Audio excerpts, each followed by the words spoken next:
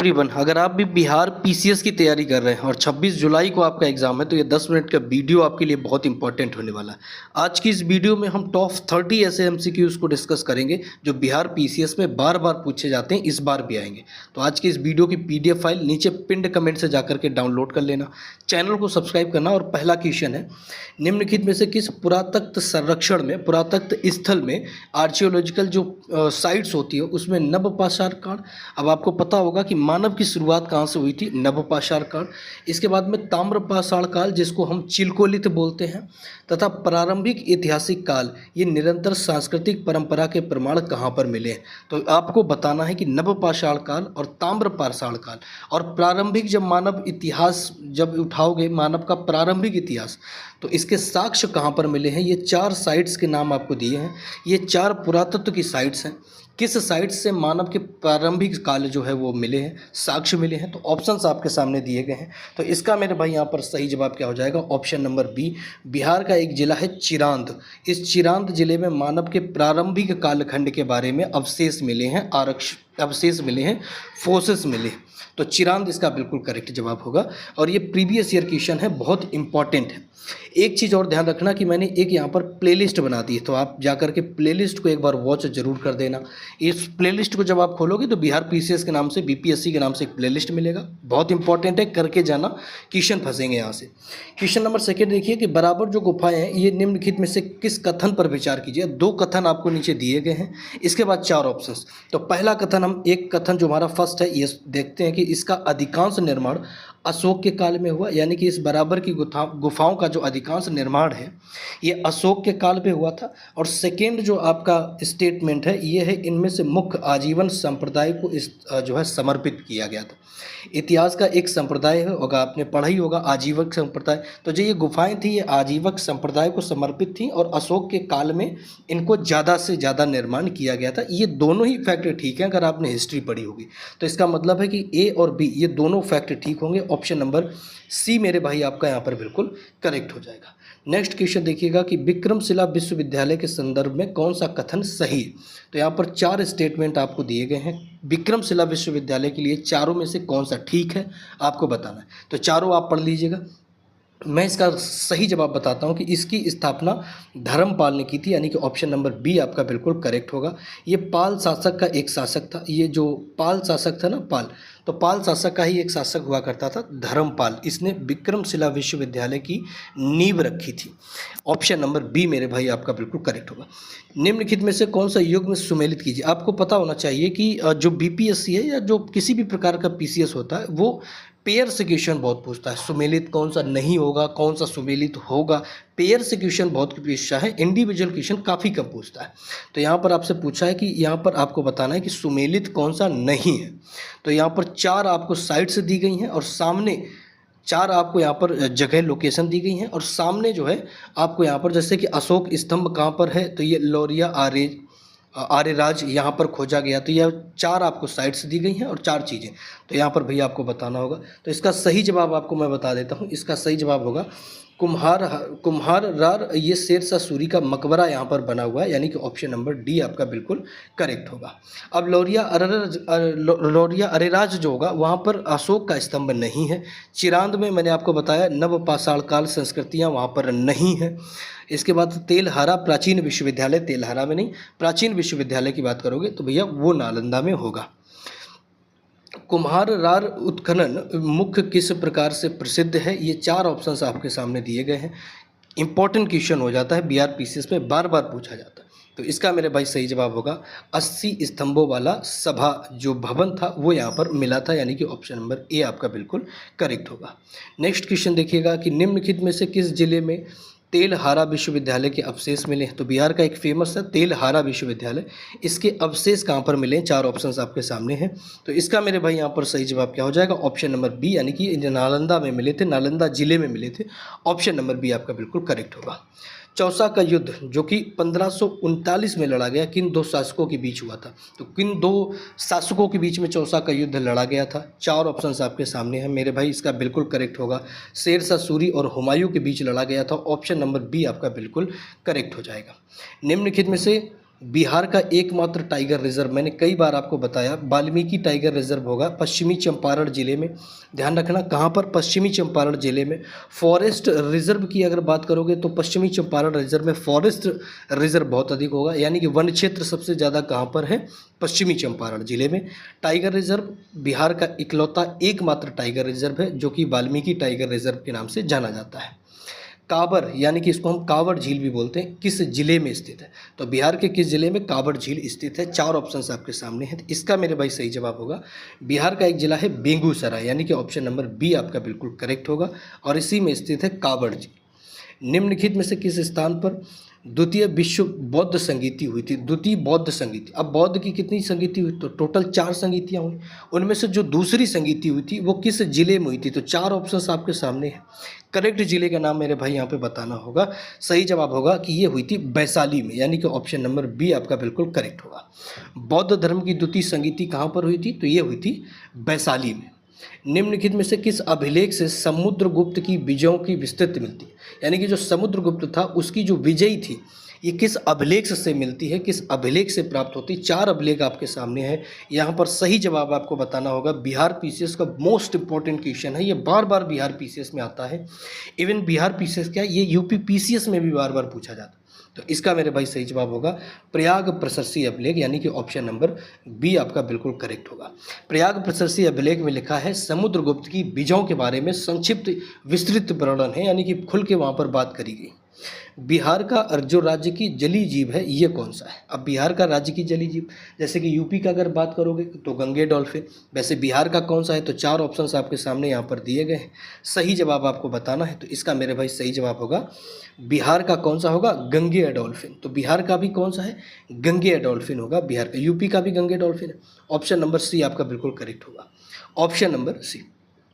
13वां देखिएगा, निम्नलिखित में से कौन सा स्थान जैन धर्म के जो 24वें तीर्थंकर थे महावीर स्वामी जैन, इनको माना जाता है। तो भैया एक बात ध्यान रखना, जो जैन धर्म के 24वें तीर्थंकर थे वो थे महावीर स्वामी जैन, और इन्हीं महावीर स्वामी जैन को एक्चुअल में फाउंडर ऑफ जैन रिलीजन मानते हैं। तो इनका जो जन्म था वो किस जिले में हुआ था। 4 ऑप्शंस आपके सामने हैं, जन्म किस जिले में हुआ था, ये बहुत इंपॉर्टेंट है, बार बार आता है।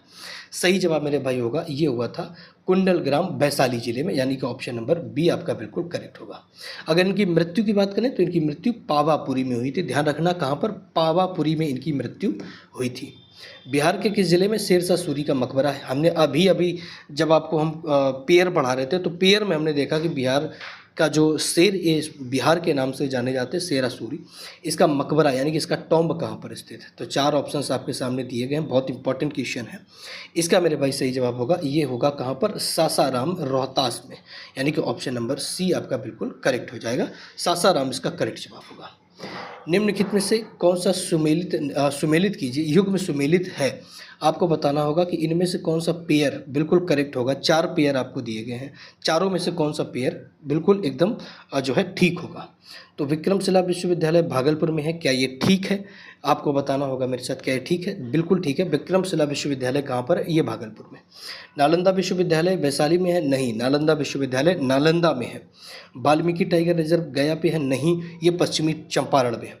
कांवड़ झील मैंने जस्ट अभी आपको बताया मुजफ्फरपुर में, नहीं, यानी कि ऑप्शन नंबर ए आपका बिल्कुल करेक्ट होगा। यानी कि विक्रमशिला विश्वविद्यालय कहाँ पर है, भागलपुर में है, और यही ऑप्शन आपका बिल्कुल करेक्ट होगा।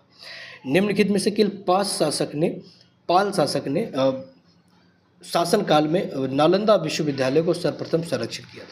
अब जो पाल शासक था इसने नालंदा विश्वविद्यालय को प्रोटेक्ट किया था, संरक्षण किया था। सही जवाब आपको बताना है कि किस पाल शासक ने किया था। सही जवाब होगा देवपाल, यानी कि ऑप्शन नंबर सी आपका बिल्कुल करेक्ट होगा।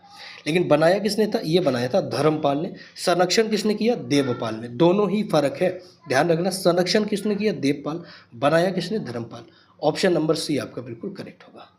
निम्नलिखित में से कौन सा स्थान प्रयाग प्रशस्ति में वर्णित आर्यावर्त के राज्यों में सम्मिलित है। तो भैया ये 4 ऑप्शंस आपके सामने दिए गए हैं, और ये चारों क्या हैं, ये बिहार के एक जगह के नाम है। 4 ऑप्शंस, करेक्ट जवाब आपको बताना होगा। तो इसका मेरे भाई सही जवाब होगा ये मगध महाजनपद, यानी कि ऑप्शन नंबर ए बिल्कुल आपका करेक्ट हो जाएगा। बिहार में स्थित नागार्जुन गुफाओं का निर्माण किसने करवाया था? तो जो बिहार में नागार्जुन की गुफाएं हैं, इसका निर्माण किसने करवाया था? 4 ऑप्शंस फिर से आपके सामने हैं मेरे भाई। इसका बिल्कुल करेक्ट जवाब होगा दशरथ मौर्य, यानी कि ऑप्शन नंबर बी बिल्कुल आपका करेक्ट होगा। फिर से यहाँ पर एक पेयर का क्वेश्चन है, क्योंकि पेयर के क्वेश्चन बिहार पीसीएस में, बीपीएससी में बहुत आते हैं। निम्नलिखित में से कौन सा युग्म सही सुमेलित नहीं है? तो पेयर कौन सा सही करेक्ट नहीं है आपको बताना है। 3 करेक्ट है, एक करेक्ट नहीं है। जो करेक्ट नहीं है वही आपका करेक्ट आंसर होगा। तो 19वें का मेरे भाई यहाँ पर सही जवाब हो जाएगा ऑप्शन नंबर सी, यानी कि जो बराबर की गुफाएं हैं ये आपका रोहतास में नहीं है। मैंने आपको अभी जस्ट पढ़ाया, अब नीचे कमेंट करके बताओ कि बराबर की गुफाएं कहाँ पर हैं। ऑप्शन नंबर सी आपका बिल्कुल करेक्ट हो जाएगा। बिहार में गंगा नदी किस दिशा में प्रवाहित होती है? तो जो गंगा नदी है वो किस डायरेक्शन में बहती है बिहार में?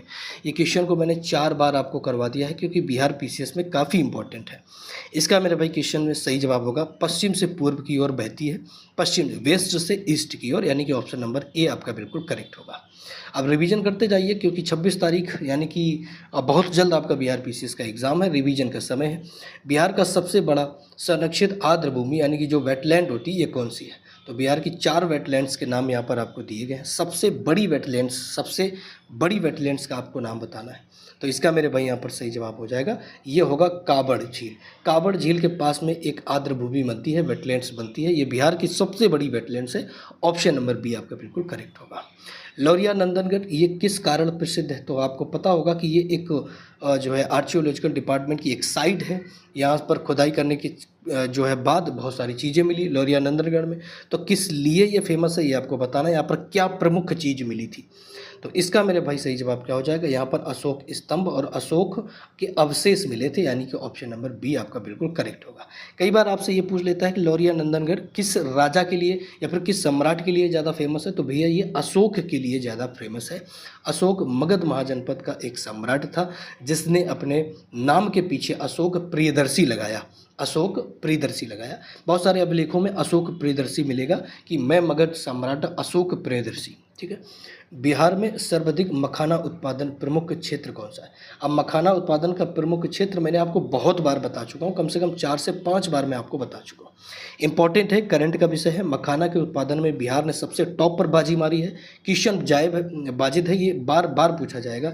सही जवाब होगा मिथिलांचल में, यानी कि ऑप्शन नंबर सी आपका बिल्कुल करेक्ट होगा। जो मिथिलांचल क्षेत्र होगा ये बिहार का मखाना उत्पादन के लिए सर्वश्रेष्ठ है, सबसे आगे है।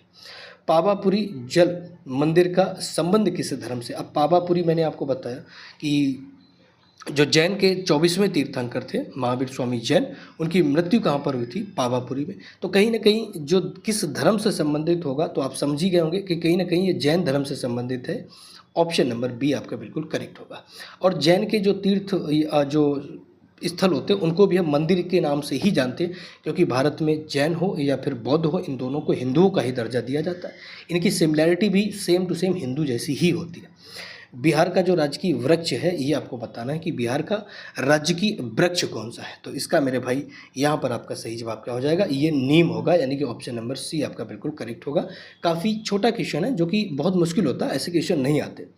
निम्नलिखित में से कौन सा जिला नेपाल की सीमा नहीं लगता है? अब बिहार का ऐसा कौन सा जिला है जो नेपाल के साथ में सीमा साझा नहीं करता है? तो 4 जिले यहाँ पर आपके दिए गए हैं, इनमें से आपको बताना है कि कौन सा वो जिला है जो नेपाल से बॉर्डर टच नहीं करता है। तो मेरे भाई सही जवाब होगा बिहार का दरभंगा जिला, यानी कि ऑप्शन नंबर सी आपका बिल्कुल करेक्ट होगा। अब मधुबनी पेंटिंग के लिए बना फेमस है।